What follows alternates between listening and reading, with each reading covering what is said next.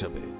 সিরিয়ালটির কেন্দ্রীয় চরিত্রেই আর্তুগ্রুলের ভূমিকায় অভিনয় করেছেন এনজিন আলতান দোজাইতান, যার অভিনয় দেখার পরই সত্যিকার আর্তুগ্রুল গাজীর জীবনের কথা জানার আগ্রহ অনেকটাই বেড়ে যায়। দর্শকদের এমন আগ্রহের কথা চিন্তা করেই আমাদের আজকের এই ভিডিওতে তুলে এনেছি আর্তুগ্রুলের জীবনী, যার বিস্তারিত জানলে আপনি নিশ্চিত সিরিয়ালটি থেকে বেশি মুগ্ধ হতে বাধ্য। এবার সিদ্ধান্ত আপনার, আমাদের আজকের এই ভিডিওটি মনোযোগ সহকারে শেষ পর্যন্ত দেখবেন কি দেখবেন না। চলে যাচ্ছি মূল আলোচনায়।